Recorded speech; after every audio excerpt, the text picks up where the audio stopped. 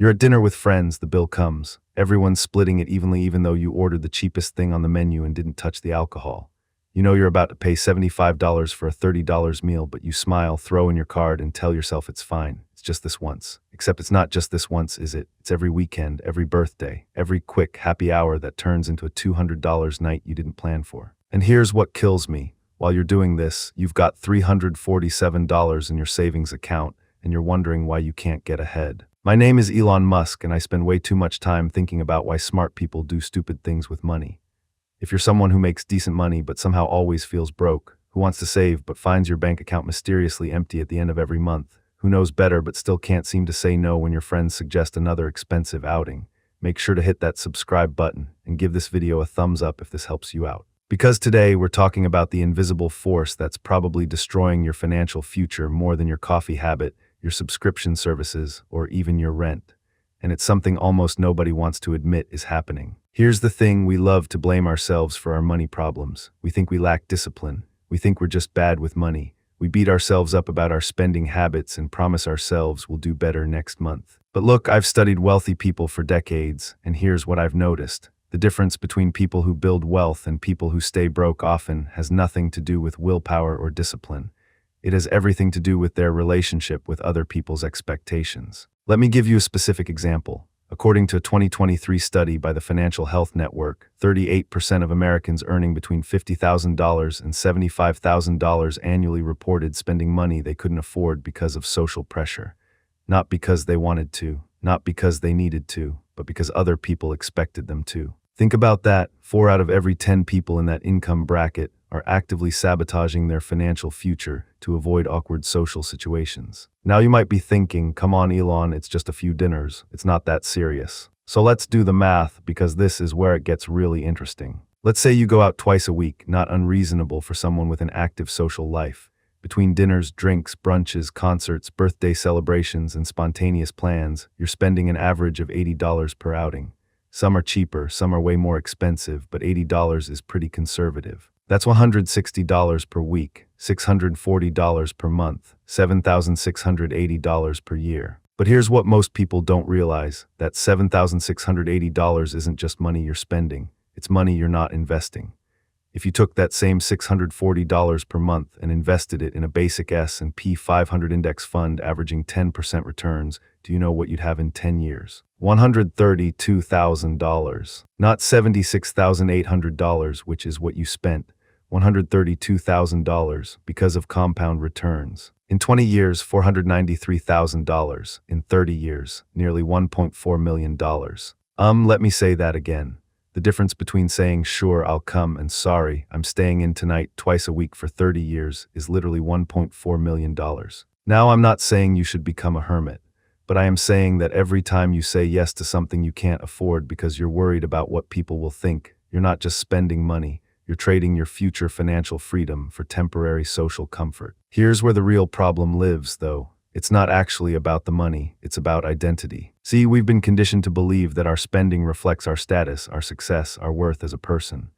We live in a culture that equates generosity with overspending, success with expensive tastes, and being fun with always being available for the next expensive activity. Look, I learned this lesson early in my career. When I started making real money, everyone expected me to act differently, buy a bigger house, drive a fancier car, start eating at expensive restaurants, and you know what? Some people were genuinely offended when I didn't. I remember being criticized for living in the same house I bought in 1958 for $31,500. People thought I was cheap. They thought I was weird. They couldn't understand why someone with money would choose to live modestly. But here's what they didn't understand. Every dollar I didn't spend on impressing other people was a dollar I could invest. Every dinner I skipped was money that could compound. Every fancy car I didn't buy was capital that could work for me instead of sitting in a driveway depreciating. This is where it gets really interesting, because the psychology works in reverse for most people. The less money you have, the more pressure you feel to spend it proving you're doing okay. A study from the Journal of Consumer Research found that people with lower incomes spend a higher percentage of their money on visible status-signaling purchases than wealthy people do. Designer clothes, new phones, expensive drinks at bars. Why? Because they're trying to close the gap between where they are and where they think they should be. But here's the brutal truth. That behavior is exactly what keeps the gap wide open. Now you might be thinking, okay, but I'm not spending that much. My friends aren't that expensive. So let's talk about the hidden costs, because social pressure doesn't just hit your wallet at restaurants and bars. There's the wedding you can't afford to attend but feel obligated to go to $500 for the gift, $800 for travel, $300 for the hotel, $200 for the outfit. That's $1,800 right there. There's the group vacation everyone's planning. You can't afford it, but you also can't be the person who says no. So you put $2,500 on a credit card and tell yourself you'll pay it off. You won't, not at 24% APR. There's the birthday dinner where you're expected to split the bill for someone you barely know. There's the rounds of drinks you buy because everyone else is buying. There's the concert ticket you don't want but can't say no to without disappointing your friend. According to a 2024 survey by Credit Karma, 27% of millennials and Gen Z have gone into debt specifically to keep up with friends' spending habits. Not for emergencies, not for necessities, for social acceptance. And here's what kills me about this. While you're going into debt to maintain friendships, the people who actually care about you wouldn't want you to do that. Real friends don't pressure you to spend money you don't have. Real friends respect your financial boundaries. Let me tell you about Sarah, not her real name, but a real person I heard about through a friend. Sarah was making $68,000 a year. Good job, responsible person, always paid her bills on time. But she had this group of friends from college who had all landed higher-paying jobs in finance and tech. Every weekend, they wanted to try new restaurants, take trips, go to expensive events. And Sarah kept saying yes because she didn't want to be left out. She didn't want to be that friend who couldn't afford stuff. Over 3 years, Sarah accumulated $32,000 in credit card debt. Not from emergencies, not from bad luck, from trying to maintain a lifestyle she couldn't afford to keep her friends. The breaking point came when she got invited to a destination bachelorette party in Mexico. Total cost $3,000. She literally couldn't do it. Her credit cards were maxed out, so she finally had to say no and explain why. You know what happened? Her friends felt terrible. They had no idea she'd been struggling. Some of them admitted they'd been putting these trips on credit cards too, just trying to keep up with everyone else. They were all broke, all pretending to be fine, all slowly destroying their financial futures because nobody wanted to be the first person to say, "I can't afford this." Here's the thing about building wealth. It requires a fundamental shift in how you think about yourself and your relationship with money. You have to stop seeing frugality as a failure and start seeing it as a strategy. You have to stop equating spending with generosity and start understanding that the most generous thing you can do is build a secure financial future so you're never a burden to the people you love. Look, the wealthiest person I know personally drives a 10-year-old car and buys his clothes at Kohl's. And he's a billionaire. He's not cheap, he's strategic. He understands that every dollar has a job, and that job is not to impress strangers or maintain appearances. Now, I'm not saying you need to become a miser. I'm not saying you should never spend money on experiences or relationships, but I am saying you need to be honest about what you can actually afford and what you're sacrificing when you say yes to things you can't. Because here's what most people don't realize: the temporary discomfort of saying, "No, I can't afford that," is nothing compared to the permanent stress of living paycheck to paycheck with no savings, no investments, and no plan for your future. So how do you actually do this? How do you protect your financial future without becoming a social outcast? First, you need to practice the phrase, "I'm not doing that right now." Not "I can't afford it," that opens the door to people offering to pay for you or trying to convince you it's not that expensive. Just, "I'm not doing that right now, but I'd love to do alternative, cheaper activity instead." The magic of this phrase is that it's non-negotiable but not final. You're not saying never, you're just saying not now. And you're immediately offering an alternative so the conversation stays positive. Second, you need to find friends who respect your financial boundaries. And look, I know this is hard to hear, but if your friends pressure you to spend money you don't have, they're not good friends. Real friends want what's best for you, not what's most convenient for them. Third, and this is crucial, you need to reframe what missing out actually means. You think you're missing out when you skip the expensive dinner, but you're not. You know what you're actually missing out on: the stress of debt, the anxiety of an empty bank account, the feeling of being trapped in a job you hate because you can't afford to quit. When you say no to spending you can't afford, you're saying yes to options, yes to freedom, yes to building a life where you make choices based on what you want, not what you can barely afford. Let's get specific about what this actually looks like in practice. Let's say you currently spend $640 a month on social activities you can't really afford. What if you cut that in half? Not eliminated it, just cut it in half. You still go out, you still see friends, you just say no to half the invitations and suggest cheaper alternatives for the other half. That's $320 a month you're now saving and investing. Over 10 years at 10% returns, that's $66,000. Over 20 years, $246,000. Over 30 years, $678,000. You're not becoming a hermit, you're not sacrificing your social life, you're just being selective. And the reward for that selectivity is $750,000. Now here's where this gets even more interesting. According to a 2023 survey, the number one cause of stress in America isn't health, isn't work, it's money. 52% of adults say financial stress negatively impacts their mental health. You know what reduces financial stress? Having money, having options, having the freedom to say yes to things you actually want and no to things you don't. When you stop spending money trying to impress people or maintain appearances, you start sleeping better, you start feeling less anxious.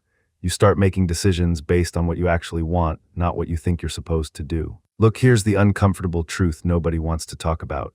If you're always available, always saying yes, always spending money you don't have to maintain your social life, you're not actually being a good friend, you're being a people pleaser. And people pleasers don't build wealth, they don't build security, they don't build freedom. I know this is hard to hear, I know it feels good to be included, I know it feels good to be the person who always shows up, but if showing up means sacrificing your future, you're not actually showing up for yourself. And here's what I've learned over decades of studying wealth. The people who build real, lasting financial security are the ones who get comfortable with other people being uncomfortable with their choices. They're comfortable saying no, they're comfortable being different, they're comfortable prioritizing their future over other people's expectations. And you know what happens? After the initial awkwardness, people respect it. They might not understand it immediately, but they respect it.